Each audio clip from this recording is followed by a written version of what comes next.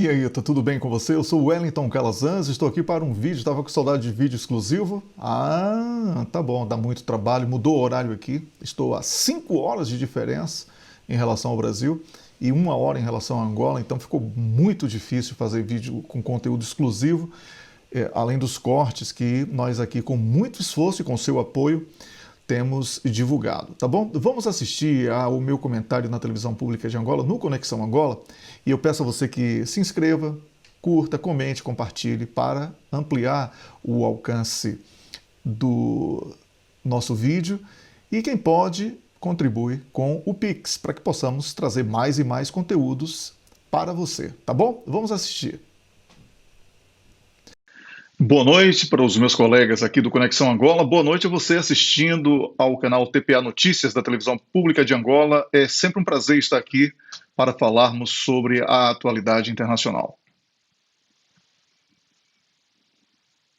Bem, nós estamos diante de uma escalada das tensões entre Estados Unidos e China, porque já ultrapassou há muito o âmbito de um mero desafio comercial e lamentavelmente, temos que resgatar alguns aspectos históricos que, inclusive, nos conduzem a um pensamento extremamente pessimista em relação a guerras, porque todas as grandes guerras elas foram precedidas por disputas comerciais extremamente duras, como a que estamos vivendo neste momento. Esperamos que haja a racionalidade de todos, não é? Para que uma solução de convívio harmônico possa prevalecer e estes constantes desafios e provocações que têm sido observados nos últimos dias, desde o dia 2 de abril, especialmente, quando o Donald Trump anunciou uma série de tarifas, depois ele recuou nas tarifas e manteve apenas uma disputa direta com a China, tentando criar uma espécie de nova Guerra Fria, em que quem estivesse com a China estaria contra os Estados Unidos, a velha estratégia norte-americana do ou nós ou eles, e que, lamentavelmente, durante muito tempo funcionou como bicho-papão, mas que hoje já não assusta muito mais, até porque o mundo está interconectado. E o que começou com uma disputa tarifária, lamentavelmente, tem sido transformado em um confronto sistêmico, revelando assim a fragilidade na arquitetura da globalização e também não deixa de ser um importante teste das capacidades das nações para que possam não apenas conviver com esses desafios, como também testar as suas capacidades e, com isso, evitar que interesses egoístas de curto prazo, como no caso os defendidos por Donald Trump, eles corroam décadas de integração econômica que foram observadas desde o fim da Segunda Guerra Mundial, mais especialmente desde o fim da antiga União Soviética naquela Guerra Fria. Então, enquanto Washington e Pequim trocam acusações e medidas retaliatórias, o mundo assiste, sem dúvida alguma, a um jogo perigoso de poder que tem efeitos colaterais que já ameaçam a estabilidade global.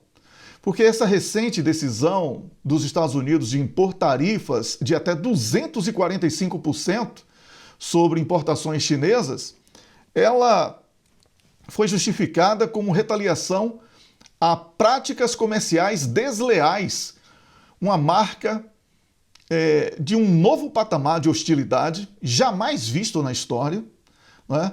O Donald Trump e os seus consultores econômicos confundem de uma maneira até vergonhosa e vexatória déficit da balança comercial com uma espécie de vantagem econômica apenas de um país que vende mais aos Estados Unidos do que o caminho inverso. Ora, não se corrige déficit da balança comercial com taxações ou com criação de outro tipo de encargo. Se você importa mais, que é o caso dos Estados Unidos em relação à China, ao punir com taxas você não pune o seu fornecedor, você pune o seu consumidor, que é o seu próprio povo. Então, a secretária de imprensa da Casa Branca, essa semana, ela transferiu toda a responsabilidade para a China, afirmando que é Pequim quem deve corrigir o desequilíbrio comercial numa prova cabal de ignorância de políticas econômicas e de relações comerciais internacionais. Sem falar que há também uma clara e manifesta maneira de desprezar todos os caminhos diplomáticos para uma solução tranquila. E aqui nós vamos vendo na reação do porta-voz chinês Lin Jian o rebate dessa colocação de Washington, e é muito mais lúcida porque ele diz que não há vencedores em guerras tarifárias, a China não deseja conflito, mas tampouco o teme. Ou seja, a China não quer briga, não quer guerra comercial, mas está pronta para este desafio. No entanto, essa retórica belicosa, ela esconde uma realidade mais profunda, que é a incapacidade norte-americana de aceitar a ascensão da China como potência econômica e uma rival no contexto internacional. E esse temor estadunidense, ele decorre também do medo de perder a hegemonia. Só que, como já falávamos aqui em outras edições do Conexão Angola, e já estávamos preparando o nosso público há mais de 2, 3 anos de que isso iria acontecer, o mundo unipolar, em que apenas os Estados Unidos ditam as regras, ele já não é mais possível. A China e outros atores, como Rússia, como o próprio Irão, e também Brasil e outros países que querem despontar, como Índia, o bloco BRICS vem aí muito forte, com diferentes atores com grandes potenciais em diferentes áreas, eles também querem o protagonismo, obviamente que não em tudo, mas cada um no seu segmento de força, para fazer disso uma alavanca para o fortalecimento das suas respectivas soberanias. E essa estratégia dos Estados Unidos, ela transcende a questão das taxações. Os documentos recentes que foram revelados aí a partir de Washington deixam claro que existe uma tentativa de pressionar a União Europeia, né, os norte-americanos pressionando a União Europeia para que escolham entre os países membros da União Europeia, escolham entre alinhar-se aos Estados Unidos ou à China em futuras negociações comerciais em troca de redução de tarifas. Ora, isso é extorsão, isso é chantagem, isto é uma intromissão nas soberanias dos países, e que, por mais que os europeus tenham demonstrado uma tremenda subserviência aos Estados Unidos, no caso da Ucrânia, a partir da integração a partir do bloco militar da NATO, nesse caso comercial, quando fala em dinheiro, quando fala no bolso e na ameaça interna, porque se os países europeus impuserem ainda mais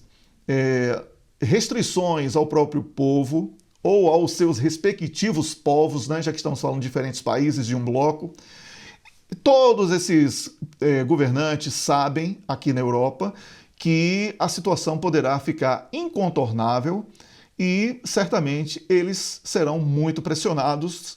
E eu vou parar por aqui, não quero dizer que tipo de pressão poderia ser, vamos esperar acontecer, tá bom?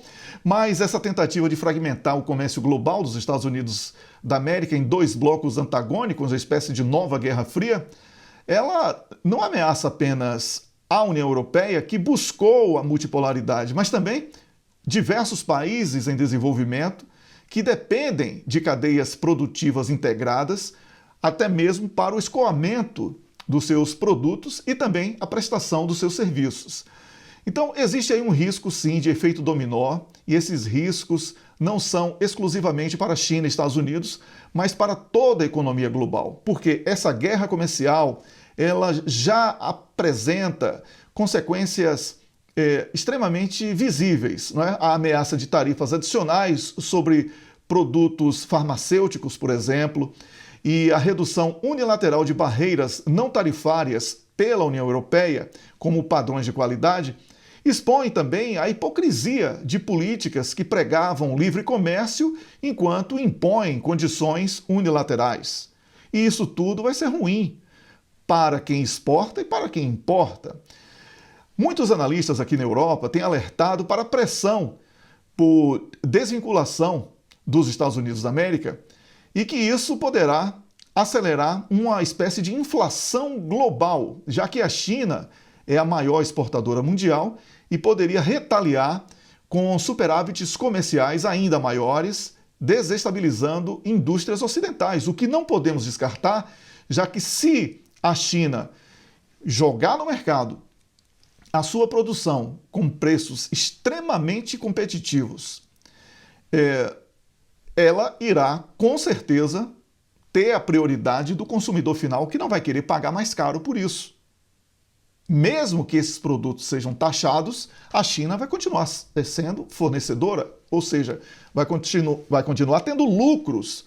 E então essa é a ironia, que os Estados Unidos podem sair mais prejudicados, porque enquanto a China diversifica parceiros, como no caso do bloco BRICS, que oferecem alternativas ao dólar e a instituições ocidentais, como a União Europeia, que já anda piscando o olho para uma parceria mais aprofundada com a China, a economia norte-americana ela arrisca o isolamento, não o isolamento completo, que isso não vai acontecer, estamos falando de uma grande potência, mas um isolamento que decorre dessa prioridade a um confronto com uma potência comercial e não só, como a China, né, em vez de diálogo. Então, essa insistência norte-americana, a partir de Donald Trump, de tratar a interdependência dos países nas relações comerciais como uma fraqueza, é ignorância política, porque despreza que a globalização ela se deu de uma maneira diferente daquela que a música de Madonna, a música de Taylor Swift e de outros artistas norte-americanos seria suficiente para poder conduzir o consumidor. Mas vemos aqui que essa globalização é imperfeita, ela trouxe crescimento sem precedentes, é verdade, mas deixou essas lacunas onde países podem tentar sabotar o desenvolvimento dos seus alvos escolhidos, né? Aqueles que são eleitos como alvos preferenciais. E nessa história, aqui na Europa, surge o dilema europeu, que é a quem atender, né? China ou Estados Unidos, já que foi colocada essa condição, por Donald Trump. Mas há também, nesse dilema, a necessidade de manter o multilateralismo, até para não ser refém nem da China, nem dos Estados Unidos. Então, a pressão sobre a União Europeia para escolher lados, feita por Donald Trump, ela é extremamente perigosa e ilustra aí uma hipocrisia das grandes potências, que têm um discurso completamente desconectado disso, mas, quando precisam, recorrem a exatamente aquilo que criticam. Enquanto os Estados Unidos exigem lealdade, a China reforça laços com nações emergentes, especialmente da América Latina e do continente africano, oferecendo investimentos em infraestrutura e acesso à tecnologias, na verdade, diversas, e também no continente asiático. Então, essa posição da China ela é muito mais inteligente, que no lugar do confronto, ela busca intensificar parcerias bilaterais.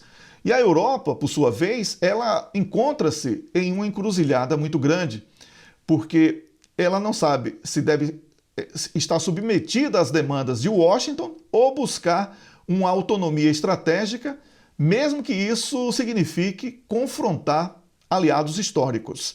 Então, essa recente redução de tarifas anunciada por Donald Trump, de 20% para 10%, ou seja, 20% que não existiram para 10%, que foram, na verdade, uma negociação, uma briga de Trump contra o próprio Donald Trump, sobre produtos europeus durante uma pausa de 90 dias, isso foi anunciado logo após o início de toda a celeuma dessa guerra comercial e sérios prejuízos para investidores norte-americanos em todo o mundo e dentro dos Estados Unidos também, não é?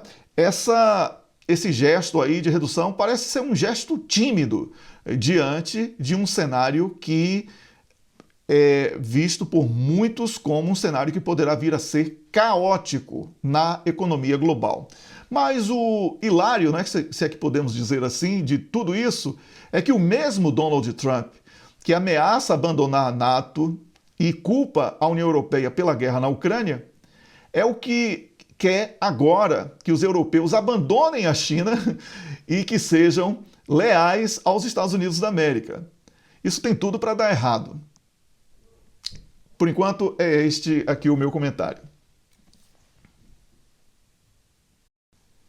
Pois é, a pergunta que se faz é se realmente vai ser possível conquistar a paz na questão da Ucrânia com tantos atores divergentes neste momento. Quando os Estados Unidos, como eu falei no primeiro tema, culpando os países europeus que são membros da NATO pela guerra, culpando o próprio Zelensky, ameaçando a Rússia em alguns momentos, mesmo sabendo que isso é extremamente perigoso. Então, nós estamos diante de uma difícil situação na questão da Ucrânia, lamentavelmente, algo que poderia ter sido evitado desde o início se os acordos de Minsk tivessem sido cumpridos, não é? Porque essa tentativa agora de diálogo, ela a cada instante ganha um novo capítulo. Então, enquanto a violência continua a assolar o leste europeu, os líderes de diversos países buscam encontrar soluções para encerrar um dos conflitos que já tem sido considerado como um dos mais devastadores do século XXI. No centro dessa tempestade diplomática está a Ucrânia, uma nação que foi eleita pela NATO para ser uma espécie de terreno de guerra numa investida contra a Rússia.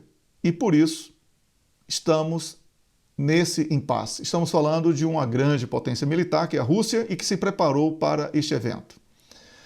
Lamentavelmente, quem mais sofre é o povo ucraniano, porque não pediu esta guerra.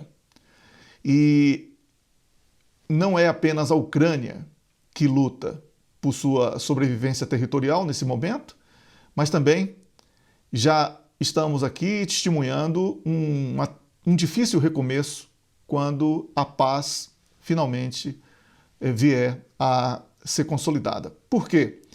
Porque o país já está em debate aqui na Europa em especial, mas também nos Estados Unidos, a divisão da Ucrânia ou do espólio ucraniano em 3 partes, onde europeus, norte-americanos e russos teriam aí cada um o seu quinhão, que é absurdo como análise, porque a todo instante os países membros da NATO falavam em defesa territorial da Ucrânia e condenavam a Rússia exatamente por isso. Agora eles querem um pedacinho da Ucrânia e já falam sobre isso sem constrangimento. O secretário-geral da NATO, o Mark Rutte, ele reiterou recentemente o compromisso da aliança com Kiev, ao mesmo tempo em que admitiu que os desafios estruturais e políticos envolvidos na construção de uma paz duradoura, eles são desafios extremamente difíceis. Bem, essa situação exige o sincero comprometimento internacional de encontrar soluções para que o fim do conflito possa ser consolidado. As dificuldades inerentes às negociações, elas ficam evidentes quando os próprios mediadores são controversos e mostram muito mais preocupação com a herança do espólio ucraniano, como eu falei logo no início do comentário desse tema, do que com um certo interesse pela paz, que é o que deveria estar realmente em debate. Donald Trump, por exemplo, ele quer transformar em dívida ucraniana toda a oferta que foi feita durante o governo Biden sob a propaganda de que era um engajamento de Washington contra a agressão russa. Hoje vemos que não é nada disso. Não existe guerra que não seja por economia. E não existem almoços grátis. Já ouvimos isso algumas vezes aqui no programa, especialmente quando falamos sobre diplomacia ou sobre conflitos em diferentes regiões do planeta. O apoio da NATO à Ucrânia, ele existe, é bem verdade, mas a conta chegou e é salgada. A Aliança Ocidental tem demonstrado uma certa unidade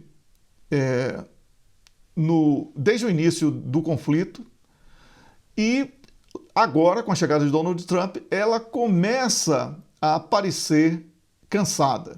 Isso porque os países europeus, especialmente membros da NATO, sofrem nas suas economias e a pressão interna, ela existe.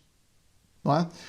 E aqui na Europa acontece o fenômeno do medo da ascensão do que chamam de extrema-direita, que na verdade não é extrema-direita coisa alguma, como eu já expliquei inúmeras vezes aqui mesmo no Conexão Angola. Mas isso é um outro debate. Agora, França e Reino Unido, por exemplo, eles buscam desempenhar um papel mais relevante, com algum protagonismo, para que tenham algum poder de barganha nas negociações, mas eles falam muito mais sobre a manutenção da guerra do que sobre propostas de paz. Enquanto houver ucraniano, para mim é essa a impressão que deixa, aquela expressão até o último ucraniano, que foi proferida de maneira infeliz por Joe Biden já momentos antes do início de todo esse conflito, certamente enquanto houver esse último ucraniano, certamente esses países membros da NATO, eles não estarão dispostos ou preocupados com baixas que já são de 1.500 soldados ucranianos por dia, de acordo com dados recentemente difundidos, amplamente difundidos pela imprensa, não só da Ucrânia, como também da Rússia. Então, mas quando eu falo da Ucrânia, eu falo, obviamente, alguns blogs alternativos que trabalham à margem da propaganda que tem sido difundida de uma Ucrânia vitoriosa. Isso significa uma proporção de 25 ucranianos para cada russo que é visto como baixa na guerra. É uma desvantagem muito grande. Mesmo assim, o caminho para a paz permanece tortuoso.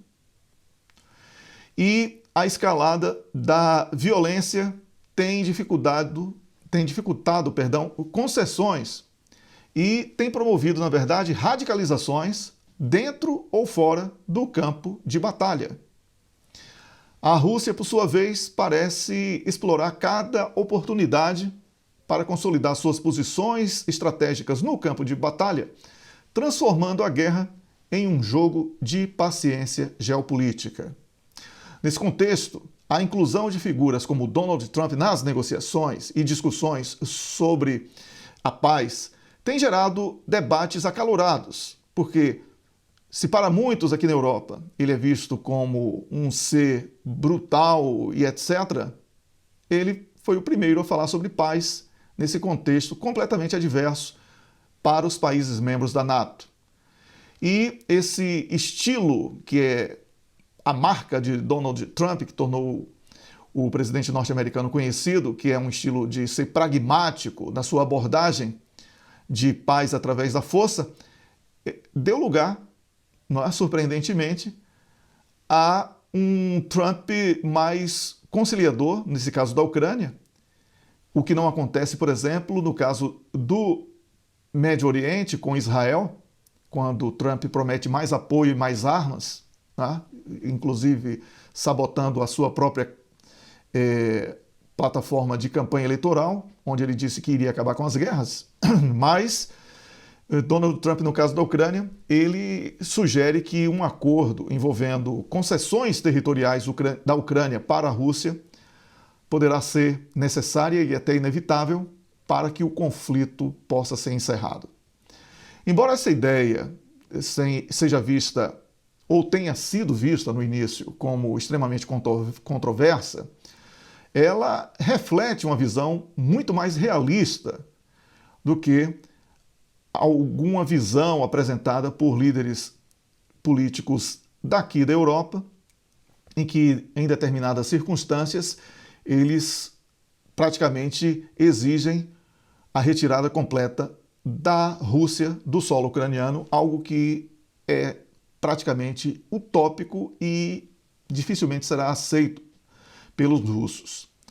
No entanto, essa perspectiva de Donald Trump, ela tem sido um contraste com isso que eu acabei de falar, especialmente, e para surpresa de praticamente ninguém, os mais barulhentos, não é, como Polônia e os estados bálticos, Letônia, Estônia e Lituânia, que enxergam no cessar-fogo uma legitimação dos ganhos da Rússia e passam a observar isso como uma espécie de capitulação aos interesses de Vladimir Putin.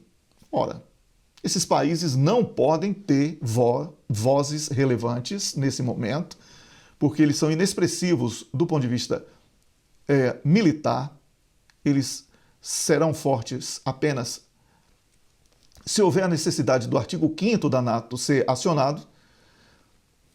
Individualmente, eles são extremamente frágeis, como sabemos, e é hora dos países grandes envolvidos no conflito entenderem que essa guerra já passou dos limites. Essas divergências entre aliados ocidentais, inclusive, elas complicam, atrasam as negociações de paz e transformam esse jogo de empurra, numa expressão popular, numa frágil negociação, transformando um processo que deveria ser forte e benéfico para todos, numa ameaça de uma escalada ainda mais perigosa.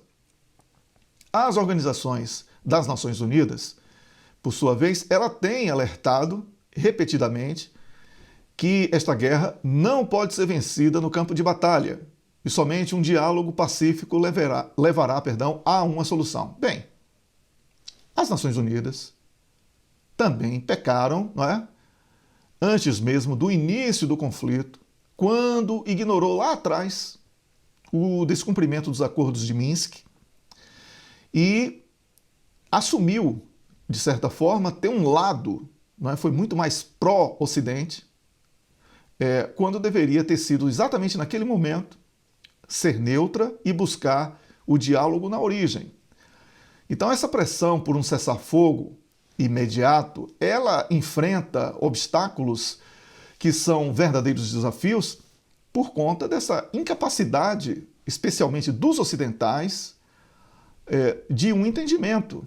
A Rússia está ciente de suas vantagens táticas e não mostra sinais de estar disposta a abrir mão dos seus avanços territoriais sem garantias substanciais, que são garantias de que isso jamais volte a ocorrer. E isso inclui, obviamente, a não inclusão da Ucrânia na NATO e outros aspectos que já debatemos a exaustão aqui no Conexão Angola. Então, não há assim uma expectativa de que o confronto lá na Ucrânia ele seja resolvido rapidamente, porque o anúncio de Donald Trump de que a guerra seria encerrada rapidamente, inclusive foi promessa de campanha dele, contrastante até mesmo com as políticas norte-americanas. Parece ter uma força maior do que Donald Trump, que exige que os Estados Unidos, a cada instante, ele recue em qualquer tipo de avanço, né? Desculpe aí o paradoxo forçado, mas que fale sobre paz, para que essa guerra pareça realmente uma guerra infinita. Enquanto isso, o caso dos europeus é agravado pela perda do acesso ao gás e derivados do petróleo da Rússia, o que inviabiliza a competitividade da indústria europeia, especialmente da Alemanha, que foi famosa, né, por ser o motor da União Europeia. E nesse momento de grave crise ou até guerra comercial, como comentamos há pouco, os países europeus dificilmente terão autonomia para que possam tomar decisões mais ousadas e independentes. Então, lamentavelmente, é este o cenário na Ucrânia e esperamos aqui que o bom senso possa prevalecer. Uma boa pergunta. Como o continente africano e também como outros países durante muito tempo chamados de periféricos, como no caso dos países da América Latina, eles podem tirar proveito dessas tensões globais, né? Que não são tensões, lamentavelmente, apenas do ponto de vista comercial, mas também temos aqui comentado a exaustão diferentes conflitos regionais que acabam comprometendo diversas outras nações que não têm nenhuma relação direta com o conflito. Mas é óbvia a análise partir dessa guerra comercial, né, entre Estados Unidos e China, porque isso sim tem gerado muita confusão e os prognósticos são extremamente negativos de impactos globais que vão afetar não apenas essas duas potências envolvidas, mas também diversos países chamados de menores que dependem de suas economias para exportação, para investimentos e também para estabilidade econômica, ainda que seja uma estabilidade dependente, né? E para mitigar os efeitos negativos desse conflito, esses países podem adotar uma série de estratégias alternativas que são baseadas na diversificação, na cooperação regional e também nos ajustes das políticas econômicas. Alguns caminhos já têm sido tentados, não é? Por diversos países, como Angola, como Brasil, e nós temos observado que a diversificação das parcerias comerciais, elas são realmente um atrativo muito grande nesse contexto em que a parceria bilateral, a cooperação bilateral comercial, ela volta a ganhar um importante impulso na medida em que existe aí esse confronto direto entre Estados Unidos e China. Como sabemos, um dos principais impactos da guerra comercial é a fragmentação do comércio global, o que torna indispensável para os países em desenvolvimento ou emergentes, como queira, a busca por novos mercados que sejam além dos Estados Unidos e da China. E isso pode incluir o fortalecimento de relações comerciais com outros blocos emergentes. No caso aí, por exemplo, a União Africana pode se integrar ainda mais do ponto de vista comercial, buscar, obviamente, a estabilidade, pondo fim nos conflitos que só prejudicam a todos, não é? Tem o caso do bloco BRICS, que já mencionei também no primeiro tema que comentamos, e essa exploração de acordos bilaterais e também regionais, ela é interessantíssima para um país como Angola, que tem uma diplomacia extremamente qualificada e que pode buscar, pelo não alinhamento, não é? Que é um país não alinhado, diferentes parceiros e diferentes perspectivas de desenvolvimento para o país e para o povo angolano. E esse modelo já vem sendo aplicado, mas, lamentavelmente, houve pandemia, lamentavelmente, guerra na Ucrânia e agora uma guerra comercial entre Estados Unidos e China, o que pode, de alguma maneira, também prejudicar. Mas o aspecto positivo é que esses países agora passam a ser procurados também como mercados de destino. Isso é muito importante, porque todo mundo que quer vender também vai ter que comprar, vai ter que ceder de alguma maneira. E isso não deixa de ser uma forma de aquecer a economia global, ainda que o primeiro impacto seja extremamente negativo, né?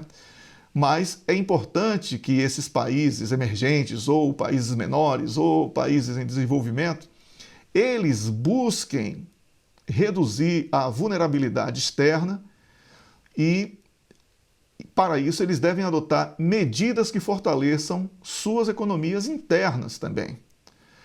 Políticas fiscais e monetárias também devem ser revistas, não é? E investimentos nos setores intensivos, mas também em educação e pesquisa, porque somente assim, qualificando a mão de obra local, vai ser possível também fazer frente para que, a partir da produção local, as demandas imediatas possam ser atingidas e atendidas, já que estamos falando aqui de uma guerra comercial que pode sim beneficiar países que investem na inovação, e isso já tem sido, inclusive, mostrado em diversos estudos sobre ganhos para nações que investem em pesquisa e desenvolvimento. Então, é importante incentivar indústrias tecnológicas, mas não apenas elas, para que esses países possam fazer frente aos desafios impostos por esta guerra comercial que está, lamentavelmente, consolidada. O fortalecimento de cadeias produtivas regionais também é muito importante, porque quando um polo regional ele se desenvolve, ele acaba por gerar postos de trabalho para todos os países diretamente envolvidos no cenário regional. E uma pena é que, especialmente no continente africano, os focos de instabilidade, guerras e etc., eles atrapalham um pouco isso nesse momento. Mas é possível, sim, lutar para que esta realidade ela seja consolidada com uma cooperação mais intensa, porque muitos produtos que um país possui podem ser comercializados para outros países vizinhos ou regionais. É preciso profissionalizar imediatamente este tipo de ação, porque isso aquece a economia local, regional, de uma maneira independente das grandes potências. A ampliação de parcerias entre países em desenvolvimento para substituir importações de produtos anteriormente fornecidos pelas grandes potências é sim uma alternativa que deve ser levada em consideração, até porque a mão de obra desses países não é uma mão de obra cara, o que facilita também a possibilidade de preços competitivos para o consumo interno, inclusive, mas também regional, como eu mencionei há pouco. O uso de instrumentos financeiros é importante, então a busca de parcerias bilaterais deve também ter como prioridade uma investida na questão econômico-financeira entre os países para que as ameaças de moedas fortes ou sistemas de transferência internacional, etc., não consolide, essas ameaças não consolidem um obstáculo ainda maior para que as relações entre países, no ponto de vista da economia regional, isso seja impossível, né, de ocorrer. Então, é importante que também seja debatida a questão econômico-financeira, né, entre esses países vistos como emergentes ou em desenvolvimento, ou países menores, né, cada um chama de um jeito. Então, é importante que tenhamos essa visão otimista, né, de que todo cenário negativo ele também traz, vamos chamar assim, o lado meio cheio do copo, e manter a neutralidade estratégica na diplomacia é muito relevante para que o país não seja parte dos Estados Unidos ou da China numa disputa que é deles, numa guerra que é deles, eles que se resolvam. Então, o silêncio deve ser visto como uma arma estratégica para que não desencadeie uma série de ruídos que possam prejudicar as relações comerciais com grandes potências. A diplomacia deve ser mantida de maneira multilateral nesses países, e aqui vale para todos os países que dependem, especialmente de China e Estados Unidos, inclusive os europeus. É importante explorar as oportunidades desses países entre si e também no mercado interno, por menor que ele possa parecer, para que as economias possam, de alguma maneira, ganhar fôlego. E esse fôlego é soberania. A guerra comercial, ela pode sim gerar oportunidades para esses países chamados de periféricos ou menores, ou em desenvolvimento, especialmente aqueles que exportam commodities ou produtos agrícolas. Por isso, não podemos ver apenas como algo extremamente grave e ruim, porque as oportunidades, elas estão para todos que são criativos. É isso que eu tenho para falar. A situação no Médio Oriente é cada vez mais grave, porque todos os atores envolvidos que estão atrelados a Israel de alguma maneira, eles ignoram o sofrimento das pessoas ali da Palestina, eles ignoram os apelos internacionais e ignoram também que uma guerra regional, nos moldes que estão sendo traçados, né, pode representar uma guerra mundial. Sim, isso é verdade, porque, por exemplo, China já se manifestou em defesa do Iêmen e disse que não vai tolerar que os ataques sejam perpetuados contra o Iêmen. Os russos, por sua vez, têm acordos de cooperação militar também, não apenas comercial, mas também militar, com os iranianos e já avisam que irão intervir em caso de um ataque contra os iranianos, que são muito bem equipados. E isso tudo representa o aprofundamento de uma crise que já é velha conhecida e tem sido tema recorrente aqui da nossa análise.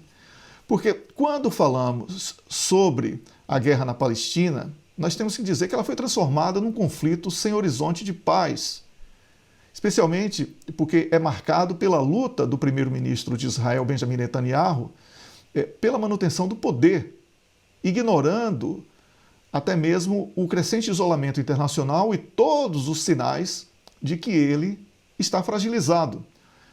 Enquanto Israel acusa o Hamas de sabotar negociações de cessar-fogo, a realidade no terreno revela uma estratégia de terra arrasada que não apenas perpetua o sofrimento humano do povo da Palestina, mas também ameaça mergulhar toda a região numa guerra sem precedentes.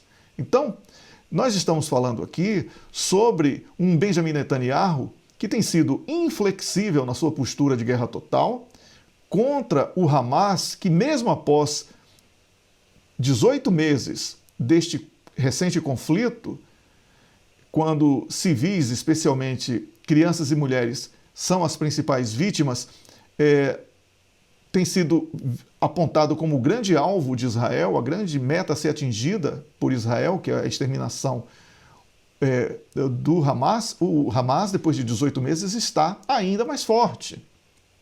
E isso aponta para um erro estratégico e que as metas anunciadas aí por Israel e também pelos Estados Unidos, já com Donald Trump, mas que desde Biden vinha ensaiando para esse tipo de cenário, não é? E isso é uma grande contradição entre o que é feito na propaganda e o que tem como resultado prático no campo de batalha, porque somente civis são os grandes prejudicados. Há sim uma política de terra arrasada e há um desrespeito muito grande à vida das pessoas da Palestina. Então, essa retórica de Netanyahu de que não cederá à pressão até que os objetivos de guerra sejam alcançados é uma falácia e também é uma aposta política muito perigosa, porque internamente ele também perde o apoio a cada dia, onde sua liderança é questionada. Netanyahu tem ignorado todos os sinais de que ele está no caminho errado e tem dado prioridade à sua sobrevivência política e não irá conseguir a eliminação do Hamas como ele tem anunciado durante todo o tempo. Essa narrativa de Israel de que o Hamas dificulta o cessar-fogo, ela já não convence a mais ninguém. Os episódios recentes aí de ataques a civis de maneira deliberada, eles reforçam isso e aumentam uma espécie de ódio regional contra Israel. Então, a quebra do cessar-fogo por Israel e ignorando o sofrimento até mesmo dos reféns, isso tudo produz muitos ruídos internos que têm sido abafados por uma imprensa comprometida com a guerra e não com a paz. Então, a escalada em Gaza, ela não ocorre de uma maneira despretensiosa. É um projeto, só que é um projeto que certamente incluirá muitos atores contra Israel e os Estados Unidos não têm dinheiro e nem condição de encabeçar uma guerra no Médio Oriente contra todos os países que estarão dispostos a uma luta contra Israel. É uma situação extremamente óbvia, mas que parece que falta mesmo sanidade e racionalidade e está prevalecendo uma espécie de fanatismo religioso que não se justifica, sob hipótese alguma, não é? Com um verdadeiro desrespeito à vida do outro. Então, quando eu falei sobre China, Rússia e o Irão como grandes possíveis atores caso essa guerra se transforme numa guerra regional, nós não podemos desprezar a influência de outros atores ocidentais que defendem de alguma maneira esse absurdo praticado por Israel contra o povo da Palestina. Por isso, a manifestação da China em apoio aos oprimidos, vamos falar assim, e também da Rússia, e uma grande contenção da revolta interna pelas autoridades iranianas, já que o povo do Irão quer uma guerra contra Israel há muito tempo. Então, a situação vai sendo aprofundada de uma maneira muito preocupante e essa situação deveria merecer uma melhor atenção da comunidade internacional, porque essa estratégia de Benjamin Netanyahu, ela é uma propaganda para a manutenção dele no poder. O Hamas está mais forte, por isso é mentira de que o objetivo de Israel é combater o Hamas. Está claro que é um projeto de limpeza étnica e que a África do Sul, com muita propriedade, chama de genocídio. Portanto, é um cenário extremamente preocupante que, lamentavelmente, tende a ser agravado, como falei, na medida em que os Estados Unidos da América, no lugar de falar sobre paz, sobre negociação, sobre um ambiente harmônico ou, na melhor das hipóteses, menos hostil, agora fala sobre o envio de mais armas e apoio e até mesmo já vem atacando de maneira extremamente agressiva o Iêmen, mas tem encontrado também uma resistência muito grande dos Houthis do Iêmen, especialmente no Mar Vermelho.